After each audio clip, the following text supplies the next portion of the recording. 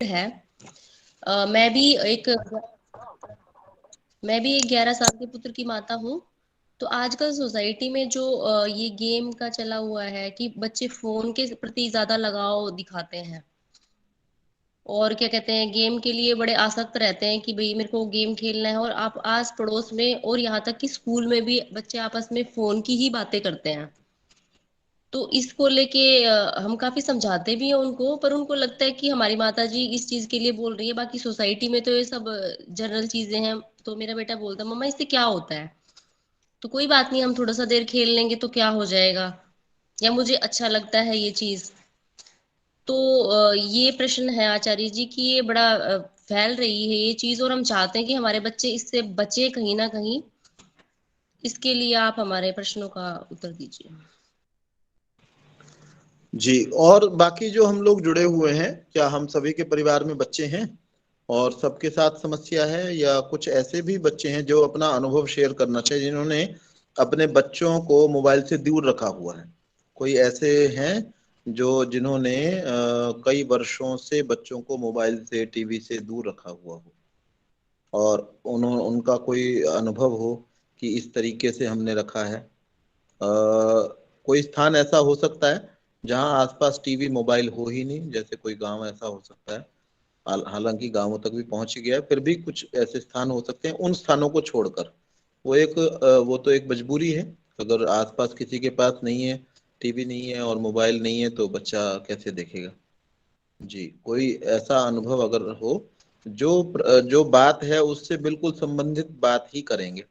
संजू जी कुछ कहना चाह रही हैं, कहिएगा। 1 मिनट में कह दीजिएगा जो कुछ कहना है, संजू जी। 1 मिनट में आचार्य कह। जी, नमस्ते आचार्य जी। आचार्य जी। जी, बच्चों को मोबाइल टीवी तो हमने बंद ही करवा दी, टीवी हमने डिश लाइन ही बंद करवा दी है। पर ये मोबाइल है ना, पढ़ाई होती है, पढ़ाई के अलावा हम बच्चे को हाथ को मोबाइल नहीं देते हैं। चलिए, तो बच्चे फिर परेशान करते हैं इसके लिए कि नहीं करते? नहीं, बिल्कुल नहीं करते हैं। ठीक, ठीक है, ठीक है, ठीक है, चलिए, बहुत बहुत धन्यवाद। कोई और ऐसे जिसका अनुभव हो, जिन्होंने मोबाइल को छुड़वाया हुआ हो, मोबाइल जिन्होंने नहीं दिया हो? आचार्य जी, मैं इसमें एक बात और ऐड करना चाहती हूँ कि जी। पढ़ाई के लिए जब हम मोबाइल देते हैं, वैसे तो हम भी मना करते हैं कि और चीजें ना देखें, पर अगर पढ़ाई के रिलेटेड भी कोई वो बार सर्च कर रहा है, तो हम्म। ऐसे ऐसे मैसेजेस अपने आप बीच में पॉपअप हो जाते हैं जो हम्म। अट्रैक्शन गेन करते हैं, बच्चे की भी और बड़ों की भी। हम्म। तो उससे बचना बड़ा मुश्किल है। हाँ, देखिए, ये तो जीवन भर का जो हम ये बात कह रहे हैं।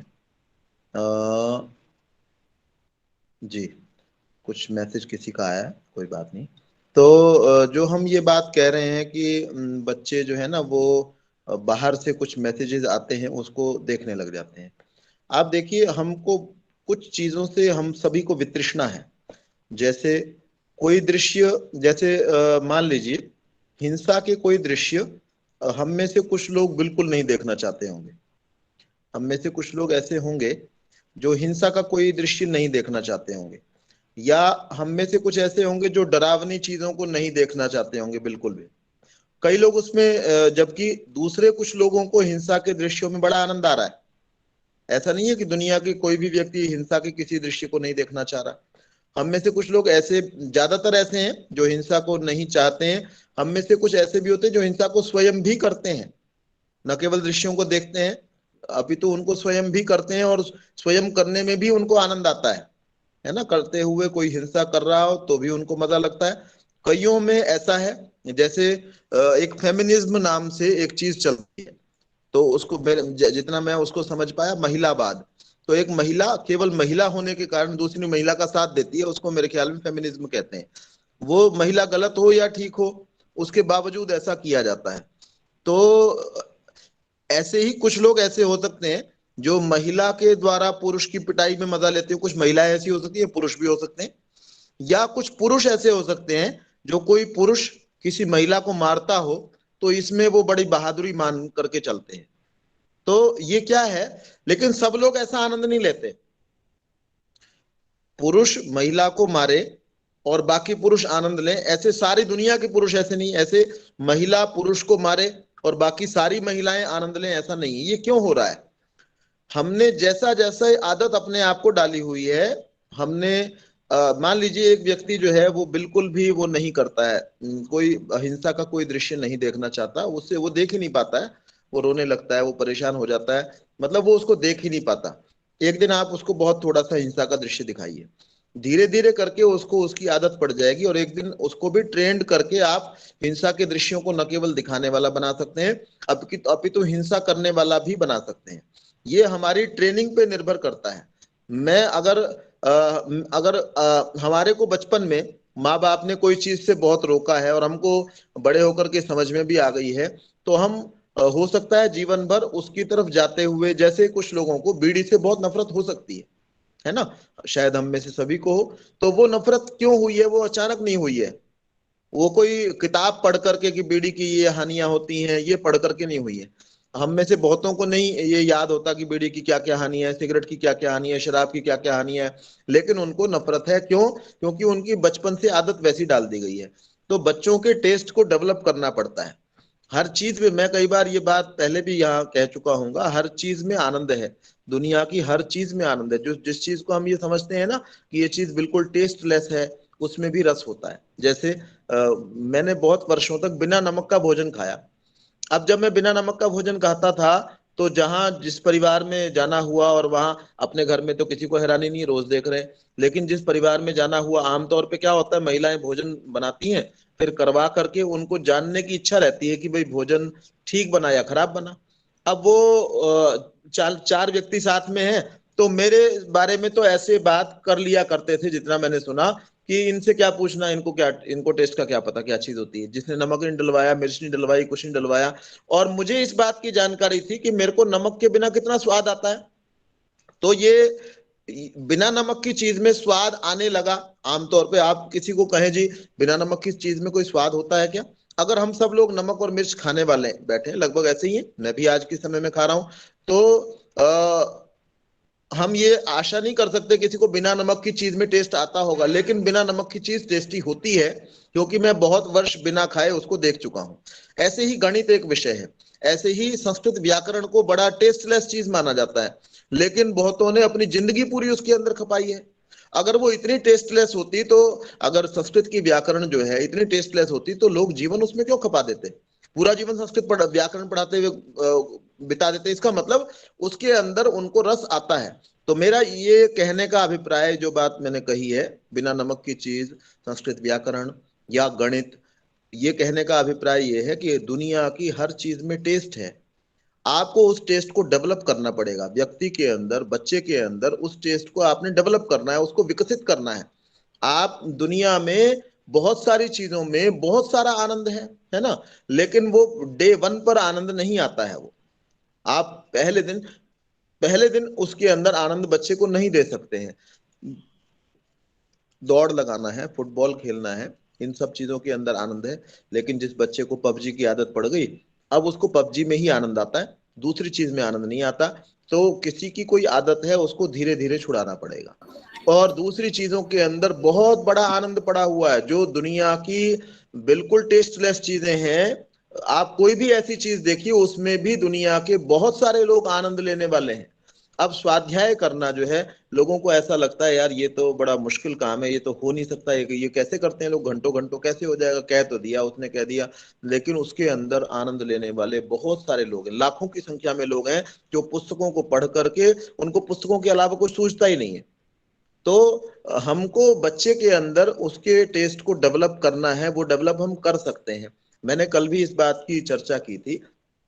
पहली बात यह है, स्कूल से बच्चा सीख करके आए, तो स्कूल के अंदर उनके जो टीचर्स हैं, उनको आपको कहना होगा कि हमारा बच्चा यहाँ से, जैसे हम कोई गाली सीख करके आता है, तो हम उसको जाकर के कहते हैं अपने उनके अध्यापक को, प्राध्यापक को, प्रधानाचार्य को कि ये तो कल तक तो हमारे यहाँ कोई गाली नहीं देता था, और ये बच्चा आज गाली दे रहा था। हम जैसे ये बात के लिए कहते हैं, ऐसे ही हमको इस बात के लिए कहना होगा। और दूसरा, बच्चे को सामान्य और विशेष का कल मैंने चर्चा की थी। जब बच्चा ये कहता है, अभी कल ये कहा गया था कि बच्चा हमको ये तर्क देता है कि सबकी मम्मियां तो नहीं रोकती हैं गेम खेलने से, सबकी मम्मियां तो गेम लगा करके दे देती हैं जिससे वो भी अपना सीरियल देख पाए। कुछ महिलाएं हमारे समाज में ऐसी भी हैं, जो ये सोच करके कि भाई मुझे अपने मायके में अपनी माँ से बात करनी होती है, दिन में घंटा 2 घंटा 3 घंटा, है ना, कई ऐसी भी महिलाएं हैं, उनके दिन का रूटीन जो है वो ये है कि उनको मायके की आस पड़ोस की सारी खबरें रोज की चाहिए। ये वास्तविकता है ना। अब इससे क्या हो जाएगा कि फलाने की बहू ने क्या किया, वो जो उनके पड़ोस में बचपन में थी, उसकी शादी कहाँ हुई, उसके बच्चे कितने हो गए, अब इस बात से कोई फर्क नहीं है। अच्छा, उसने उसको क्या कहा, उसकी सास कैसी है, अब ये सब जानने के लिए वो, ये जानना उनके लिए वो, क्योंकि उनकी आदत बनी हुई है, अब वो जानने के लिए वो बच्चे को किसी ऐसे काम में लगा देना चाहते हैं जिससे बच्चा उनको डिस्टर्ब नहीं करे, तो उसको वो लगा करके दे देती है। अब वो बच्चा, जो एक बच्चा जिसकी माँ जो है उसको गेम नहीं खेलने देती, क्योंकि वो इसकी हानियों को समझती है, वो ये समझती है कि ये वेस्टेज ऑफ टाइम है, और इसके अंदर वेस्टेज ऑफ टाइम बढ़ता चला जाएगा, है ना। कोई बच्चा आज जैसे शराब पीने वाला एक दिन थोड़ी शराब पीता है, उसके बाद उसकी मात्रा अगर वो नियंत्रित नहीं करे तो वो बढ़ती चली जाएगी। आप मनोरंजन करते हैं, आपको कोई, और आप देखें, आपको शुरू शुरू में जरा सी चीज भी आपका मनोरंजन करेगी, अगर आपने अपने टीवी देखने की हैबिट को समझा हो, तो जब आपने पहली बार टीवी देखना शुरू किया होगा, कभी भी फिल्में देखना शुरू किया होगा, तो आपको हर फिल्म में आनंद आता होगा, है ना। जरा सा देखा और उसके अंदर आपको रस आने लगा, लेकिन थोड़े समय के बाद अरे इसमें ये फिल्म अच्छी नहीं है, इससे और कुछ होना चाहिए, मतलब उसके अंदर आपको उतने ही समय में रोज उतना ही आनंद नहीं आएगा। ये चीज ऐसी है, इसका आपको ये जब लत लगेगी तो ये लत को आपको बढ़ाना पड़ेगा, डोज को जैसे बढ़ाना पड़ता है, जैसे ये गांजा अफीम वालों को अपनी डोज बढ़ानी पड़ती है, ऐसे ही ये मनोरंजन का जो वो है ना, रोग लग गया है, वो आपको डोज बढ़ानी पड़ेगी, उतना ही समय और वही चीज आपको उतना मनोरंजन नहीं दे पाएगी, और आपको दूसरी दूसरी तीसरी चौथी आठवीं चीजों की ओर भागना पड़ेगा। तो इसलिए बच्चों को जब हम ये समझाएं, तो उनको ये कुछ माताएं ऐसा कर रही हैं, वो इस कारण से कर रही हैं, उनके पास समय का कोई ये नहीं है कि समय नहीं है बच्चों को देने के लिए, समय सबके पास में है, लेकिन खुद क्योंकि वो अपने रस के अंदर विघ्न नहीं डालने देना चाहती। आज किसी ने ये डाला हुआ था कि माँ तो किसी को बुरी नहीं मिलती, लेकिन अच्छा बेटा हर माँ को नहीं मिलता, लेकिन मैं इस बात को इतना स्वीकार नहीं करता। यद्यपि संस्कृत में भी यही बात कही गई है कि पुत्रो कुपुत्रो जाये तो माता कुमाता न भवती, कि पुत्र तो कुपुत्र हो जाते हैं लेकिन माँ जो है वो कुमाता नहीं होती। लेकिन आज देखने में आता है माताएं कुमाताएं हैं, है ना। वो बहुत सारे विकार उनके अंदर हैं, बहुत सारी प्रकार की अपने सगे पुत्र के साथ, ये नहीं कि कोई सौतेला पुत्र है या अपने किसी पति की दूसरी पत्नी का पुत्र है, अपने ही पुत्र के साथ में वो अपने स्वार्थ के लिए बड़ा अलग अलग प्रकार के व्यवहार उनके देखने। मैं एक महिला को जानता हूं, हमारे परिवार की ही है, संबंधी है, बहुत निकट संबंधी है, और उन्होंने, जितना मैं समझ पाया, अनेक वर्षों से मेरा उनके साथ में परिचय है, संबंध है, रिलेशन है, तो उस संबंध से मैं ये समझ पाया कि उन्होंने अपने बच्चे को इसलिए नहीं पढ़ाया, उनका बच्चा जो है वो बहुत पढ़ा लिखा नहीं है, ग्रेजुएट भी नहीं है, नहीं तो आजकल बच्चों को खूब पढ़ाया जाता है, संपन्नता की कमी नहीं थी, पैसों की कोई कमी हो ऐसा नहीं है, लेकिन बच्चे को नहीं पढ़ाया। क्यों नहीं पढ़ाया गया, मुझे जैसा समझ में आया, वो इस कारण से नहीं पढ़ाया गया कि अगर ये पढ़ लिख जाएगा तो मेरे उतने काम का नहीं रहेगा, मैं इसको अपनी उंगलियों पर रखना चाहती हूँ, मेरे हिसाब से चले, बिल्कुल मेरे हिसाब से चले। अब वो बच्चा जो है वो लगभग अधेड़ उम्र का है, मतलब 45 से 52 वर्ष के बीच की आयु का है। वो बच्चा थोड़ी सी भी बात माँ से पूछे बिना नहीं कर सकता, ये माँ ने उसको उतना विकसित, उस बच्चे में कोई कमी नहीं है, उसकी मानसिक सामर्थ्यों में, उसके शारीरिक सामर्थ्यों में कोई कमी नहीं है, लेकिन बचपन से उसको ट्रेन ऐसा किया गया। ये कैसे किया जा सकता है, मैंने इसका भी समझने की कोशिश की, भाई ये किया कैसे गया कि ये व्यक्ति जो है अपने आप कोई निर्णय ही नहीं कर पाता है, अपने उसको कोई भी चीज कहो कि आज जो है ना वहां पर चलते हैं, आइए, अपने बच्चों को, वो विवाहित व्यक्ति है तो आप बच्चों को लेकर के आइए, तो वो छोटे सा भी निर्णय खुद नहीं कर पाएगा, वो अपनी माँ से पूछेगा। तो मुझे लगा, मैंने कहा ये ऐसा करता क्यों है जबकि ये समर्थ है सारे निर्णय करने में। तो पता चला कि माँ ने शुरुआत से उसको कैसा ट्रेन किया, उसको वो जब भी कोई काम अपने आप से कर लेता है, उसको कहा तूने तो ये बिल्कुल गलत कर दिया, ऐसे थोड़ी करते हैं काम। जब जब भी उसने कुछ भी किया, आप किसी को भी हमेशा ये कहते रहो ऐसे थोड़ी काम होता है, तूने ऐसे कैसे कर दिया, पूछा क्यों नहीं। अब उसको ये पता चला कि जब जब मैं अपने आप काम करता हूं, बचपन में उसके दिमाग में ये बैठ गया, जब जब मैं अपने आप काम करता हूं ये गलत हो जाता है। तो उसने क्या किया, छोटेपन में माँ से पूछना आरंभ किया, ठीक है माँ तुम बता दो। जब माँ के अनुसार कर दिया तो माँ ने कहा अरे तूने ये तो काम बहुत बढ़िया किया। अब बच्चे के मन में क्या संस्कार पड़ा कि जब माँ बता देती है तो काम मैं ठीक कर पाता हूँ, और जब मैं अपने हिसाब से करता हूँ तो मैं काम गलत, यद्यपि काम गलत नहीं होता था, लेकिन अब उसको अपने आप से अपनी उंगलियों पर चलाए रखने के लिए न तो पढ़ने दिया, और साथ में क्या किया, उसको अपने अनुसार चलाए रखने के लिए उसके हर काम को गलत बताया, जो भी वो अपने मन से कराया। वो आज 50 वर्ष का होने के बावजूद अपने आप कोई निर्णय करने की स्थिति में नहीं है। तो माताएं भी, अब इसके अंदर कुमाता, आप कहें जी इसमें क्या कुमाता वाली बात है, माँ से पूछ लेता है तो क्या बुराई है, लेकिन उस बच्चे के अंदर निर्णय करने का सामर्थ्य डेवलप न होना, एक बड़ी आयु के व्यक्ति में, 2 साल का व्यक्ति किसी चीज को निर्णय नहीं कर सके, 4 साल का 8 साल का नहीं कर सके और बात है, लेकिन आप 40-50 साल का व्यक्ति निर्णय करने की स्थिति में ना हो तो ये बहुत बुरी बात है। तो माताओं को पहले अपने ऊपर नियंत्रण करना होगा। हम बच्चों को अगर पहले नियंत्रित करना चाहते हैं, ये बात हमने बहुत बार सुनी है, कही है, पढ़ी है, पढ़ाई है, ये हम सभी लोग बहुत बार सुनते हैं कि अच्छा उपदेश वह होता है जो अपनी वाणी से न दिया जा करके अपनी क्रियाओं से दिया जाता है ना।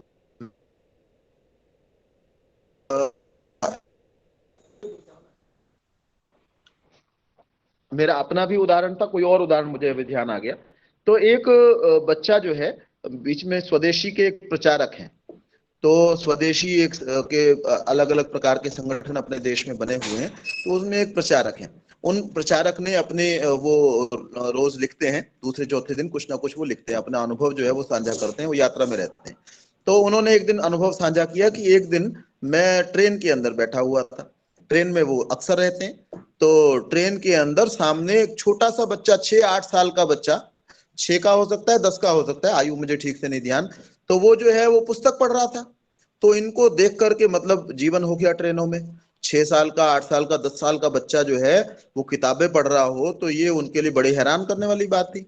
तो उन्होंने जो है ना, बड़ी हैरानी हुई, बहुत देर से बच्चा जो है किताब पढ़ता चला जा रहा है, और उन्होंने उसकी माँ को पूछा कि भाई बेटा, ये बहन जी ये क्या बात है, ये आपका बच्चा जो है किताब पढ़ रहा है, तो सारी दुनिया मोबाइल लेकर के बैठती है, ये बच्चा कैसे किताब पढ़ रहा है।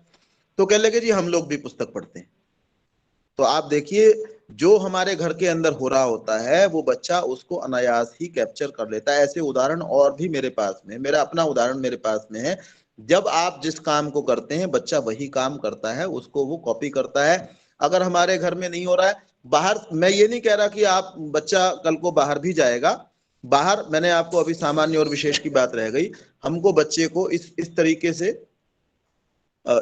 से समझाना है, हमको बच्चे को कि वो सब जो है वो बच्चे सामान्य बनेंगे। अभी शुरुआत में हमको इस तरीके से समझाना है कि वो बच्चे जो बहुत सारे के सारे, अगर वो कहता है कि सारे के सारे गेम खेलते हैं, वो तो 3 घंटे खेलता है, वो तो 4 घंटे खेलता है, उसको तो ये वाली गेम भी डाउनलोड करके दे रखी है, उसकी मम्मी ने दे रखी है, उसके पापा ने दे रखी है, उसके बड़े भाई ने दे रखी है, उसको तो अलग से लैपटॉप भी दिया हुआ है। जब वो ये कहता है तो आप उसको, हम ये कह सकते हैं कि ज्यादा बच्चे जो हैं वो सामान्य कैटेगरी के होते हैं, है ना। हम जब वो बड़े हो जाएंगे तो वो सामान्य बनेंगे, और जो अलग चलता है उसके विशेष बनने की संभावना होती है। विशेष क्या होता है, जैसे कोई एक शहर के अंदर एक डिप्टी कलेक्टर होता है, शहर का एक ही एसपी होता है, तो वो बाकी व्यक्तियों के समान नहीं होता, लेकिन उसके नीचे काम करने वाले कांस्टेबल बहुत सारे होते हैं, उसके नीचे वाले और जो दरवाजे पर खड़े होने वाले दरबान जो हैं वो बहुत सारे होते हैं। तो इस तरीके से बच्चे को समझाया जा सकता है। और अगर रो धो करके भी बच्चा मानता है तो भी रोने धोने देना चाहिए, लेकिन ये चीजें नहीं देनी चाहिए। एक बच्ची की, अभी अब बच्ची का विवाह हुआ, गुड़िया का, सीए उसने कर रखी थी, और पिता उसके बहुत ज्यादा स्ट्रिक्ट थे, कपड़े क्या पहनने हैं, कब घर से बाहर निकलना है, कब नहीं निकलना है, क्या खाना है, पिता बहुत स्ट्रिक्ट, माँ जो है वो बिल्कुल स्ट्रिक्ट नहीं थी। अब जब विवाह होने लगा तो ये खुद जो है, मान लीजिए लगभग 10 करोड़ की इनकी कुल संपत्ति होगी।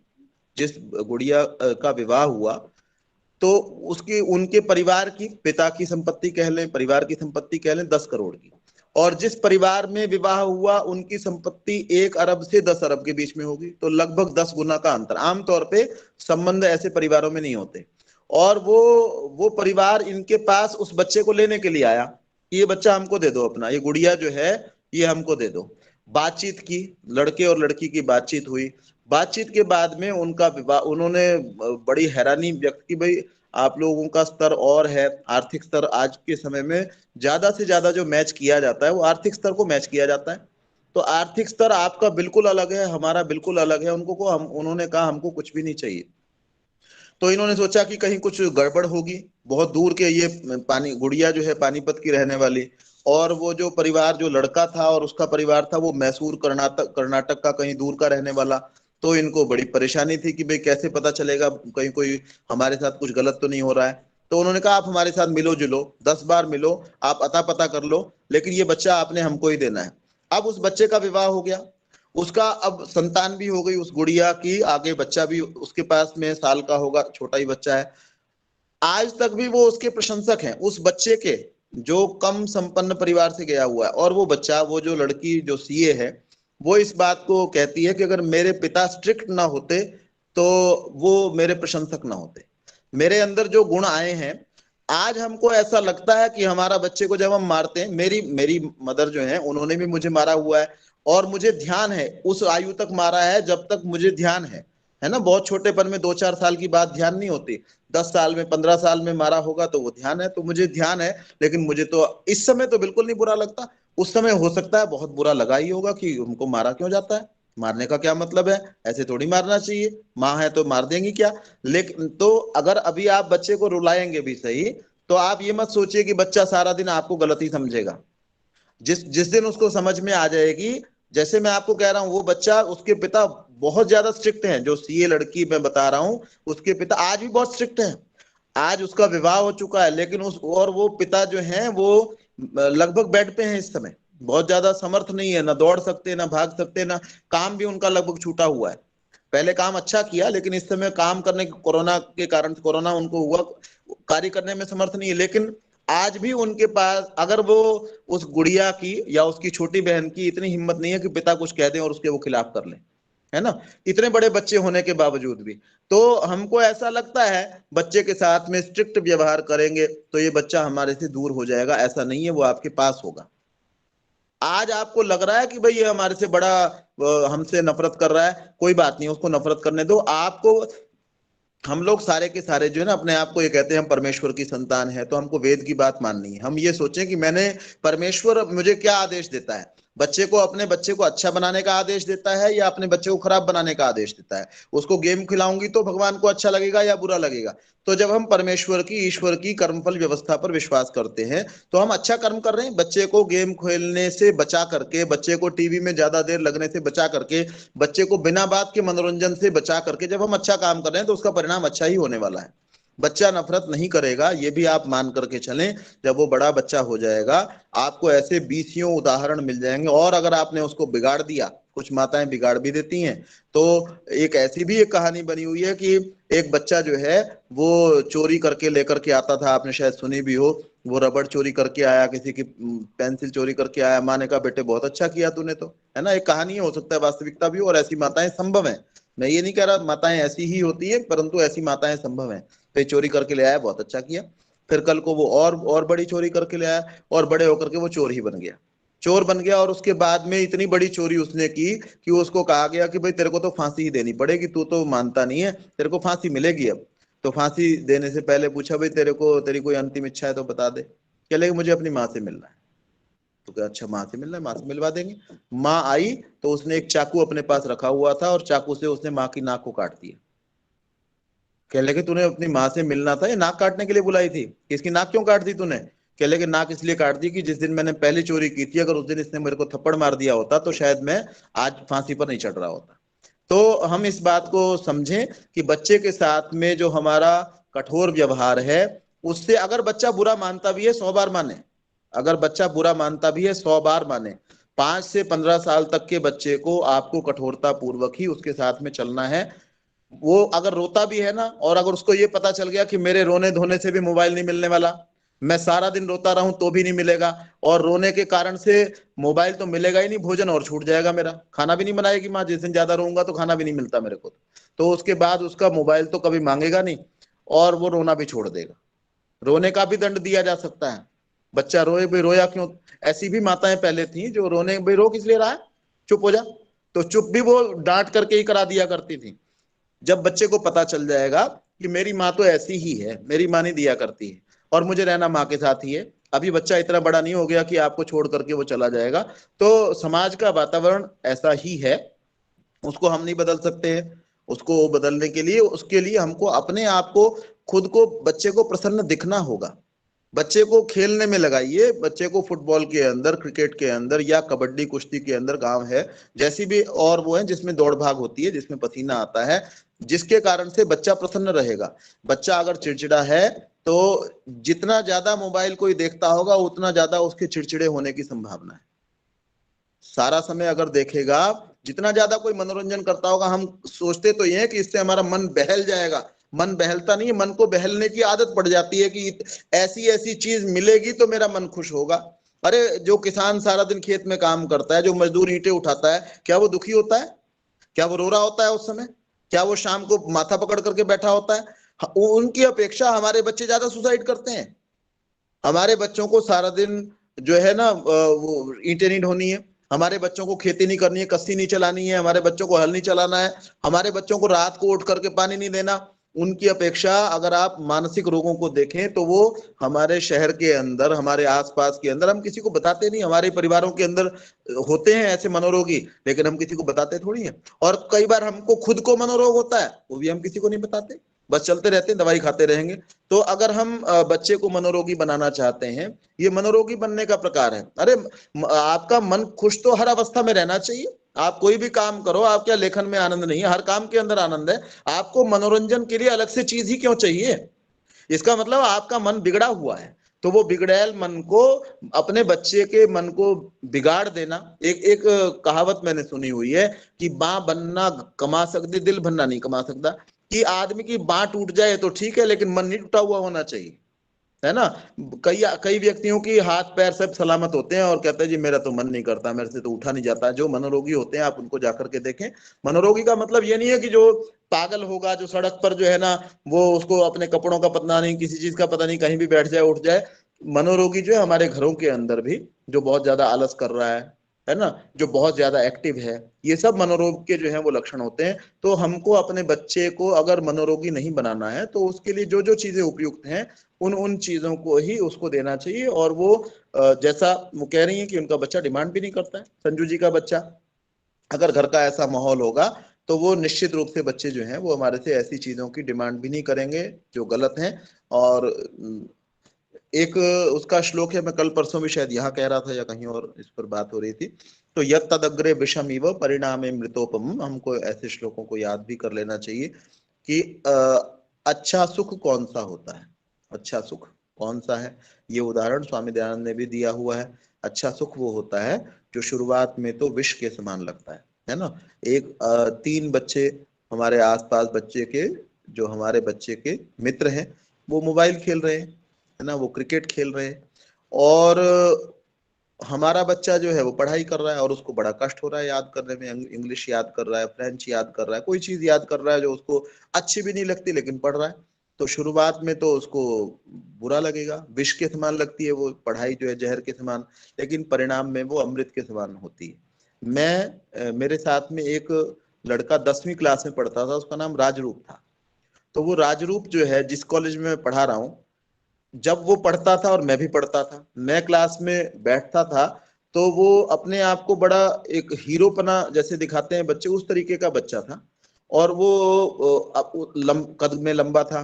पीछे से हमारे स्कूल के अंदर कक्षा में खिड़की थी, तो जब टीचर जो है वो ब्लैक बोर्ड की तरफ मुड़ते थे तो वो पीछे से खिड़की से कूद करके 2-3 बच्चे भाग जाते थे, फिल्म देख करके आते थे और बड़ी शान पगारते थे कि तुम तो यहाँ बेवकूफों की तरह ऐसे बैठे रहते हो, पढ़ते रहते हो, हम देखो पीछे से अपना निकल जाते हैं और जो है वापिस आते हैं और उसके बाद में फिल्में देख करके आते हैं। और एक आधा टीचर भी ऐसा था, वो उनको बड़ा प्रश्रय देता था, कोई बात नहीं कि मेरे कुछ काम आएंगे। बिगड़े हुए बच्चे जो है ना, उनसे कुछ और काम लिए जा सकते हैं। अब वो राजरूप नाम का बच्चा, वो 12वीं में पास नहीं हो सका। +2 के बाद वो इसी कॉलेज के अंदर पीएन लगा हुआ था। तो मैं अपने बच्चे जो यहाँ पढ़ते हैं उनको मैं बताया करता, मैंने कहा ये जो राजरूप यहाँ पर लगे हुए हैं ये मेरे साथ में एक ही कक्षा के अंदर, एक ही सेक्शन के अंदर मैं और ये पढ़े हुए हैं। तो हम बच्चों को अगर इस प्रकार की बातें, ये वास्तविकता है, ये आपके घर के भी आसपास ऐसी घटनाएं आपने देखी होंगी। कुछ बच्चों को देखा होगा, अपने साथी बच्चों को देखा होगा कि वो कहीं नहीं पहुंच पाए और आप कहीं पहुंच गए हैं। तो ये उदाहरण बच्चों को दे करके उनको समझाया जा सकता है कि बेटे अगर आप अभी हमारे अनुसार चलोगे तो कल को तुम बहुत अच्छी जगह पर पहुंच जाओगे। आपको दुनिया का नहीं पता, हमको जानकारी है। और जब आप बड़े हो जाओगे तब हम आपके अनुसार चलेंगे, अभी आपको हमारे अनुसार चलना है। आप चाहें तो अच्छा है, नहीं चाहें तो आपको ऐसा ही करना पड़ेगा। तो यत् तदग्रे विषमिव, आरंभ में जो चीजें जहर के समान लगती हैं लेकिन परिणाम में जो अमृत के समान होती हैं, उसी को सात्विक सुख कहा जाता है। ये सात्विक सुख नहीं है कि एक चीज अभी आपने देखी और उसी के अंदर आपको रस आने लगा। ऐसा कोई भी आनंद है जो तुरंत आपको आनंद देता है ना, तो वो कभी भी सात्विक सुख नहीं है, वो दीर्घकालिक नहीं हो सकता है। तो इसलिए ये बातें हमको बच्चों को इस तरीके से समझानी चाहिए और बचाया जा सकता है। ऐसा ये असंभव नहीं है, वातावरण जैसा भी हो, अगर आपने बच्चों को अच्छी आदतें डाल दी हैं तो वो कहीं भी जा करके नहीं बिगड़ेंगे। इस बात की बहुत संभावना है। उसके लिए मैंने आपको कहा था कि स्वाध्याय करने की आदत, बच्चा 11 साल का है, जैसे पूनम जी का बच्चा मेरे ख्याल में 11 साल का है, तो 11 साल के बच्चे को हम ये आदत डाल सकते हैं। कोई किताब उसको पढ़ने के लिए दें, धीरे धीरे उसको, आपको कुछ कहना ही नहीं पड़ेगा, वो आपको बताएगा मम्मी आप ये क्या गलत काम करते हो, किताब में तो इतनी अच्छी अच्छी बातें लिखी हुई थी, किताब आप ऐसी देते हो, काम आप गलत कर रहे हो। तो उससे बहुत अच्छा बढ़िया वातावरण जो है वो बन जाएगा। स्वाध्याय की अगर हम आदत डाल दें तो बच्चा बहुत कुछ अच्छा सीख जाएगा शुरुआत से ही। जब तक वो आपको कह सके कि जो है ना जी, बाहर तो मोबाइल देखते हैं, मुझे क्यों नहीं देते हो, ये सब बातें वो, अब अगर बच्चे को आपने शुरू से एक आदत डाल दी हो कि आपने क्यों शब्द कभी नहीं बोलना, अब देखिए अच्छा व्यक्ति जो होगा ना, जिसका अच्छा व्यवहार होगा, हम जैसे हम में से किसी को ऐसा लगता हो, आप अपने आसपास के व्यक्तियों को देखिए, आपके जो मित्र हैं उनको देखिए, कौन सा मित्र आपको अच्छा लगता है ना। हम में से सबका कोई ना कोई बहुत अच्छा मित्र होगा, है ना, या मित्र नहीं है लेकिन कोई दुकानदारी हमको बहुत अच्छा लगता है, दुकान पर काम करने वाला, या दुकान का सेल्समैन है, या दुकान का मालिक जो है वो अच्छा लगता है, तो आप उसको देखेंगे वो क्यों शब्द का प्रयोग कम करता हो। हमको वो लोग ज्यादा अच्छे नहीं लगते कि जो क्यों शब्द का प्रयोग करते हैं। ये क्यों किया, यहाँ क्यों बैठे, वहां क्यों उठे, ये ऐसा ऐसा क्यों करते हो। हमको ऐसे व्यक्ति प्रायः पसंद नहीं आते। मुझे कोई ये टोकना ही तो है, ऐसा क्यों किया। अगर हमने बचपन में बच्चे को यही आदत डाल दी हो कि बेटे आपने क्यों शब्द का प्रयोग नहीं करना, कम से कम अपने बड़ों के साथ बिल्कुल नहीं करना है। जब हमने ये कह दिया, उसको समझा दिया, एक बार, दो बार, चार बार, 10 बार, 50 बार, जब उसने क्यों बोला, और वो आदत कैसे डलेगी, जब हम क्यों का प्रयोग कम करेंगे, तो वो कभी आपसे क्यों, वो आपसे आकर के पूछेगा ही नहीं आप क्यों नहीं देते हो मोबाइल, जब आपने क्यों की आदत ही नहीं डाल रखी उसको। आपने बच्चे को ये आदत डाल दी कि माँ को क्यों नहीं बोलना होता, मम्मी क्यों नहीं किया आज आपने ये क्यों नहीं करते हो पापा, आपने ये क्यों नहीं किया। अगर आपने ये आदत डाल दी, कितनी छोटी सी आदत है कि अपने से बड़ों के लिए क्यों शब्द का प्रयोग नहीं करना, अगर ऐसा आपने आदत डाल दी होगी उसको, तो वो बाहर से कुछ भी देख करके आएगा तो वो आपको ये कह ही नहीं सकता कि आपने ये क्यों किया, आप मुझे क्यों मोबाइल नहीं देते हो, आप मुझे क्यों मोबाइल टीवी नहीं देखने देते हो, इतने घंटे सब देखने देते हैं, आप क्यों नहीं ऐसा करते हो। तो ये शुरुआत से ही हमको आदतों को डालना है। और जब आदत डल जाए तो उसमें अपना दोष भी देखना चाहिए, बाहर का दोष तो है ही है। हमने उसके स्कूल का चयन हमने किया है, उसके मित्रों का चयन हमने किया है, उसके मित्र अच्छे बने, इस बात की भी जिम्मेदारी हमारी ही है। और हमारे हमारे पास इतने बड़े कार्यक्रम थोड़ी हैं, दो बच्चे पालने का वो है। हम नरेंद्र मोदी से चाहते हैं, हम कोई राहुल गांधी से चाहते हैं, हम योग जनता के लिए पानी कर दें, है ना, जिसे चाहते हैं जी 1.5 करोड़ जनता के लिए इतना भी नहीं कर पाए जी, है ना। उनके लिए तो हम इतनी बड़ी बड़ी अपेक्षाएं करते हैं कि ये करना चाहिए, वो करना चाहिए, और डोनाल्ड ट्रंप को ऐसा करना चाहिए, पुतिन को युद्ध नहीं करना चाहिए। उनके लिए तो हम सारी दुनिया ठीक करें, वो ये चाहते हैं। अपने दो बच्चों के लिए हम जिम्मेदारी लेना चाहते हैं, अपने दो बच्चों के लिए जी, ये तो स्कूल के कारण हो गया, ये तो उसके कारण हो गया, ये तो पड़ोस के कारण हो गया। हम ये बात मैं पहले कर चुका हूं कि ये जिम्मेदारी मेरी है कि मेरे दो बच्चे क्या देखेंगे, क्या खाएंगे, क्या पहनेंगे, क्या पढ़ेंगे, ये जिम्मेदारी मेरी है। जब मैं इसको समझूंगा, अगर वो बिगड़ते हैं तो ये मेरी असफलता है, अगर वो बनते हैं तो ये मेरी सफलता है। बनते हैं तो उनका भी कारण है, और मैं उसके लिए जिम्मेदार हूं, है ना। और मुझे इनको असफल किसी हालत में नहीं होने देना है। दुनिया की कोई भी शक्ति जो है इनको बिगाड़ नहीं सकती है, मैं इनको ऐसा बनाऊंगी। ये चीज मुझे इस बात को समझना होगा। जब मैं दूसरों को बड़ी बड़ी चीजों के लिए, बड़े बड़े मनुष्यों के समुदाय के लिए जिम्मेदार बना सकता हूं कि डीसी क्या कर रहा है, जरा सा कुछ हो जाता है जी, केजरीवाल ने किया क्या है जी, इसने किया क्या है जी। अरे तुम इतने बड़े समुदाय के लिए, इतने बड़े कारणों के लिए एक व्यक्ति को जिम्मेदार बना देना चाहते हो, हम सभी बना देना चाहते हैं, तो अपने दो बच्चों के लिए हम अपने आप को जिम्मेदार क्यों नहीं बना देना चाहते। तो उन दो बच्चों की, उस एक बच्चे की, उस 3, 10, 5 बच्चों की जिम्मेदारी हमारी है। और इसको किया जा सकता है, ये असंभव कार्य नहीं है अगर हम संकल्प करेंगे तो। और कोई कुछ कहना चाहते हैं तो कह सकते हैं। जी, किसी ने हैंड रेज किया हुआ है ऐसा मुझे लग रहा है, अगर किसी ने किया हुआ है तो वो बोल सकते हैं।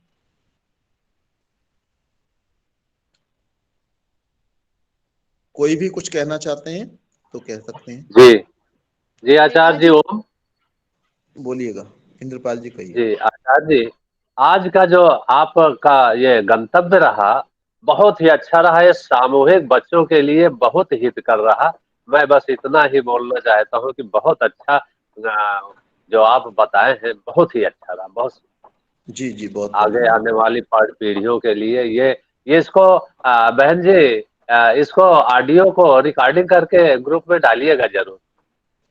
जी, रिकॉर्डिंग इसकी हो रही है। जी जी, अभी डाल दीजिएगा बहन जी। हम प्रश्नों जी को लेंगे और जी रेखा रानी जी, रेखा आर्य जी, जी धन्यवाद। का एक प्रश्न था, पूछ लीजिए। पार्टियों, विवाह आदि में डांस आदि पर जो आपका था।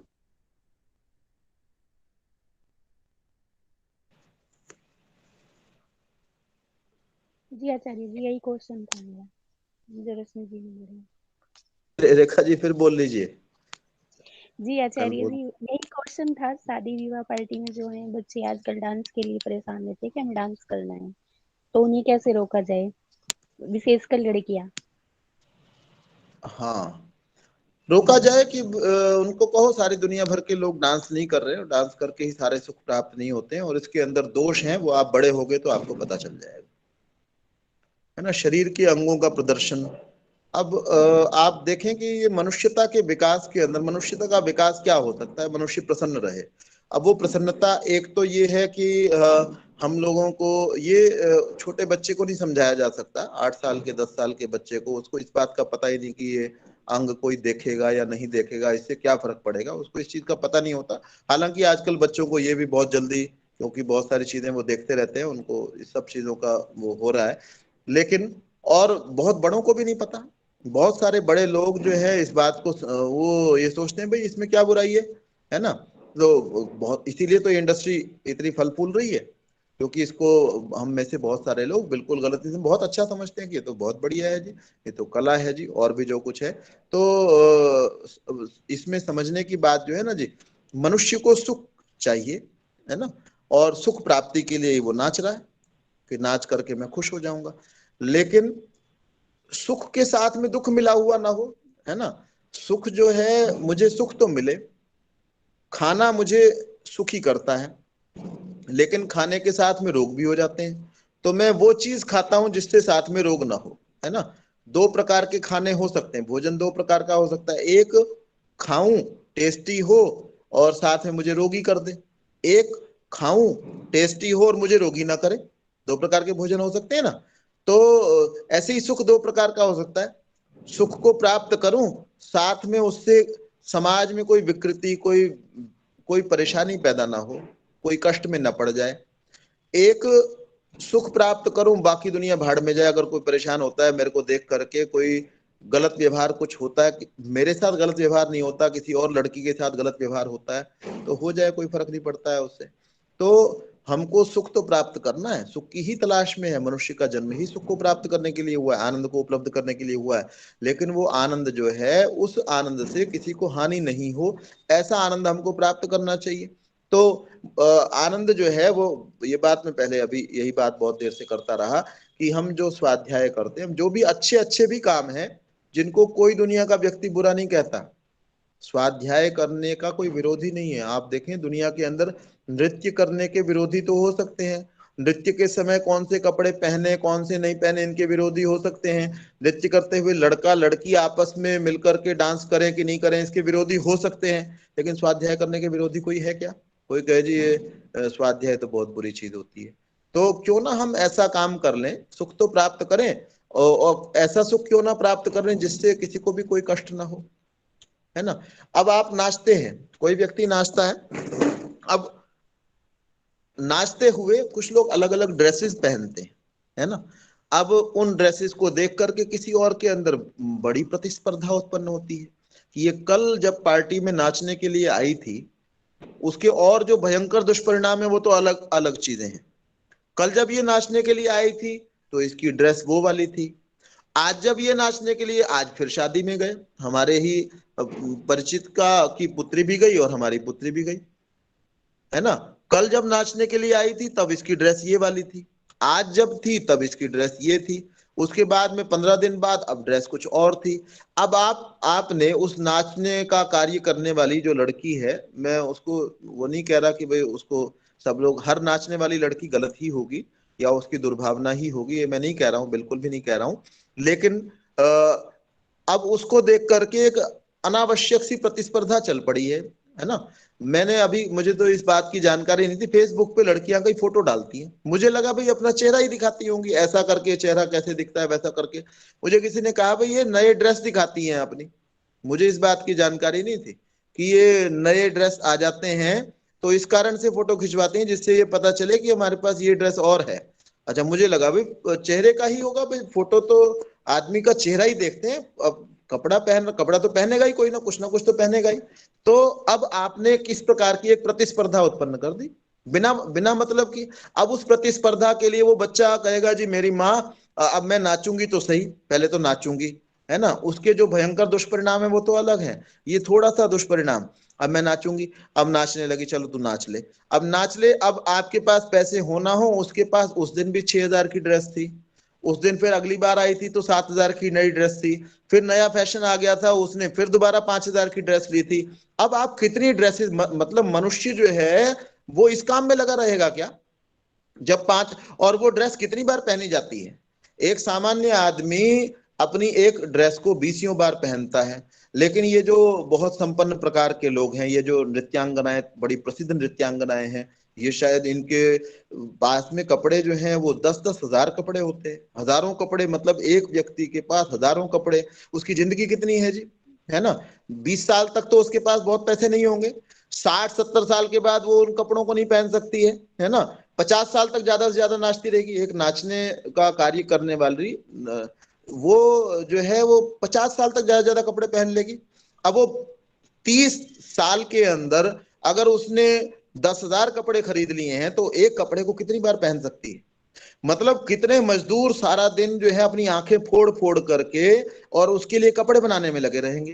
तो ये मनुष्य के जीवन का इससे बड़ा दुरुपयोग क्या हो सकता है कि एक आदमी को क्योंकि नाचना है और उसको बहुत सारे लोगों ने नाचते हुए देखना है, इस कारण से, अरे तुम वो उन आंखों से कोई किताब पढ़ लेते, तुम्हारी कोई नॉलेज बढ़ जाती।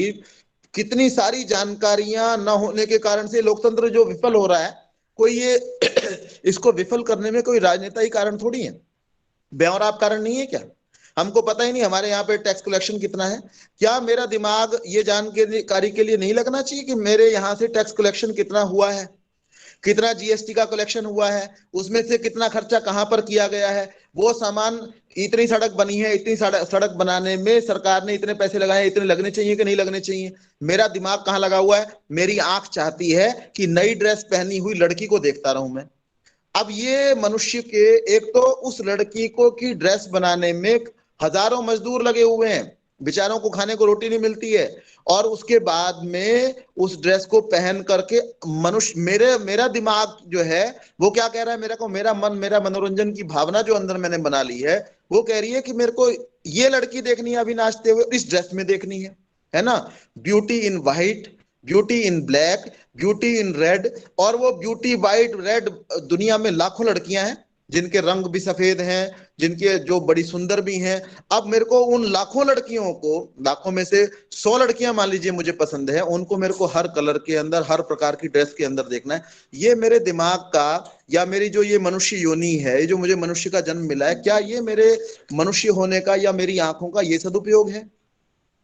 तो हम इसको अगर थोड़ा, जितना आप अपने आप चिंतन करेंगे तो आप पाएंगे कि ये इतनी ज्यादा वेस्टेज। अब उनको देखा देखी, उस मान लीजिए दीपिका पादुकोण को तो इस चीज के पैसे मिलते हैं, वो नाचती है, एक बार 5 मिनट के लिए नाचेगी, स्टेज की 50 मिनट की परफॉर्मेंस होगी, उसको लाखों या करोड़ों रुपए मिल रहे हैं उसके लिए। आपकी बच्ची को क्या लाखों करोड़ों मिलने वाले हैं? क्या दुनिया भर की बच्चियों को लाखों करोड़ों दिए जा सकते हैं क्या? दुनिया भर की सारी बच्चियां अगर नाचने लग जाएं तो क्या उनको कहां से लाएंगे लाखों, ये लाखों करोड़ों रुपए गरीब मजदूर आदमी की मेहनत के पैसे हैं ये हम लोगों ने, जो हम अपने आप को अपर मिडिल क्लास और मिडिल क्लास के जो हम लोग हैं, हम अपने आप को जो बुद्धिमान मानते हैं, हम लोगों ने वो असली जो धन है वो तो गेहूं और चावल है। वो बेचारे के पास में गेहूं चावल जो उगाने वाला है, उसको चूस चूस करके हमने पैसे इकट्ठे किए हैं, ये समाज की अव्यवस्थाओं के कारण से। और वो अव्यवस्थाओं के कारण से उस दीपिका पादुकोण के पास या उस फलानी फलानी फलानी के पास या सलमान खान इत्यादि इत्यादि के पास में करोड़ों अरबों रुपए पहुंच गए। उसको तो आप कह सकते हैं, अपने बच्चे को आप ये कह सकते हैं, भाई उसको तो लाखों या करोड़ों रुपए मिलते हैं इस काम के लिए, क्या हर बच्चे को मिल सकते हैं? तू अपना टाइम क्यों नष्ट कर रही है? और इसके कारण से अगर आप कोई भी निष्पक्ष रूप से चिंतन करेगा तो वो पाएगा कि मनुष्य की वासना निश्चित रूप से ज्यादा भड़कती होगी। जितनी वासना है, कौन से वेद के अंदर ये मंत्र लिखा हुआ है कि भद्रम कर्णे भी शृणुयाम देवाः भद्रम पश्येम अक्षभिर्यजत्रा, कि आपको कान से अच्छी अच्छी बातें सुननी चाहिए और आंख से भद्र देखना चाहिए। क्या हम सब ये कह सकते हैं कि हम जब उसको नृत्य को देखते हैं, हम उसमें क्या भद्रता देख रहे होते हैं? उसमें क्या है भद्रता देखने की? क्या उसको देखना भद्रता है या किताब के अंदर लिखी हुई बातों को पढ़ना भद्रता है? वेद के मंत्रों, हमको 4 वेद के मंत्र याद नहीं है, उनके अर्थ हमको याद नहीं है, वो हमने पढ़े नहीं है। दुनिया के अंदर वेद को छोड़ दीजिए, कोई कहता है जी वेद अलग हो गया, धार्मिक किताबें छोड़ दो। अरे ज्ञान की और पुस्तकें जो आपके पास में उपलब्ध हैं, आप अपनी आंखों का उसके लिए प्रयोग करेंगे या आप अपनी आंखों को वहां पर लगाएंगे? आप देखो, आपका जीवन बीत जाएगा, और जीवन बीत रहा है बच्चों का।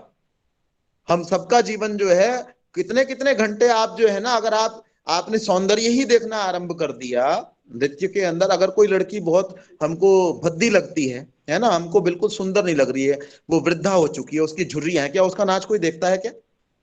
कोई 80 वर्ष की महिला है, झुर्रियां पड़ी हुई हैं, ठीक से उसकी टांग भी नहीं उठ रही है, कौन नाच देखता है उसका? इसका मतलब आप उसके अंदर सौंदर्य देख रहे हो, और उस सौंदर्य को देखने में हमारे कितने घंटों, कितने वर्ष जो हैं हमारे नष्ट हो रहे हैं।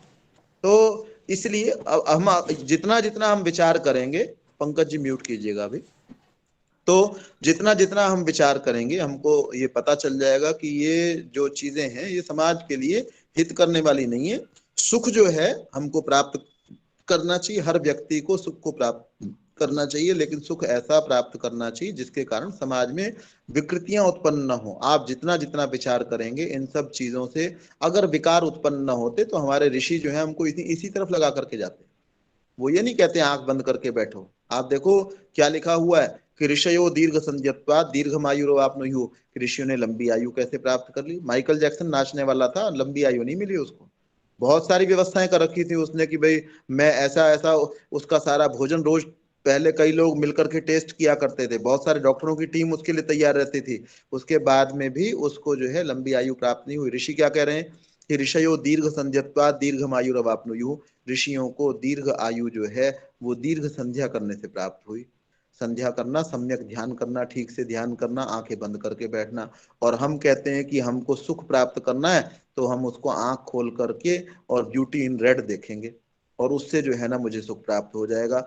तो सुख को प्राप्त करें, सुख प्राप्त करने से मनाही ही नहीं है, बिल्कुल सुख के लिए सारी क्रियाएं हमारी हैं। लेकिन ऋषि हमको इस बात को कहते हैं कि जो सुख आपको, जो आनंद परमेश्वर की उपासना के अंदर प्राप्त होगा, एक जगह पर यह लिखा हुआ है कि यत् सुखम शांत चेतसाम कुतस्त